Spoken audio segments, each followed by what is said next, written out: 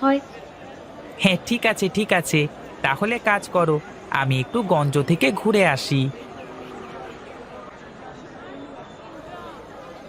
হ্যাঁ, সবাই পেট পুড়ে খাবেন, কোনো সমস্যা নেই। আমরা বেশি দামে খাবার বিক্রি করি না। খেতে থাকেন আপনারা, খেতে থাকেন। না, ভাবলাম যে এই রকম গরিব হোটেলে কেউ খেতে যাবে না, কিন্তু সবাই তো ওখানেই খেতে যায় দেখি। কি যে করি! ও রামু, আরে ও রামু, এদিকে আয় তো দেখি। কি বলবেন বাবু, বলেন দেখি। তোর মালকিনের সাথে একটু কথা বলবার দরকার ছিল। বেশ তো, কাজ বাজ শেষ হলে বলবে, এখন তো আমরা অনেক ব্যস্ত। শোনো বৌমা, তুমি মেয়ে মানুষ, আর তাছাড়া নিতাই আমাদের পর কেউ না। আমরা চাইলে এক কাজ করতে পারি। কি কাজ বলেন বাবু, আগে শুনি। তুমি চুপ করো, আমি সরমার সাথে কথা বলছি।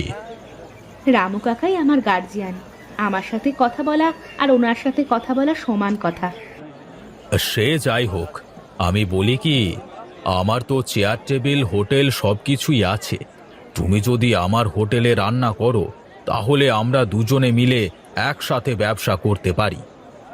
এ কেমন কথা, নিজের হোটেল রেখে শর্মা কেন তোমার হোটেলে রাঁধুনি হতে যাবে?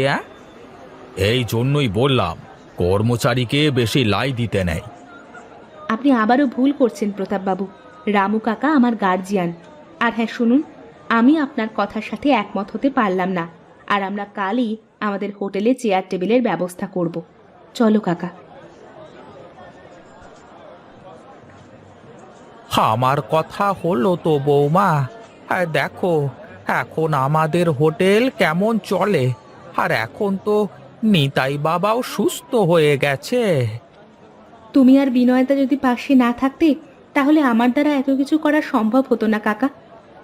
কই গো গিন্নি, দেখো তো হোটেলের নামটা ঠিক আছে কিনা। সবকিছু ঠিকঠাক আছে। বেশ বেশ, তাহলে তো হয়েই গেল। বিনয়দা আর রামু কাকা না থাকলে যে কি হতো। কি যে বলো বৌদি, এটা তো আমাদের কর্তব্য।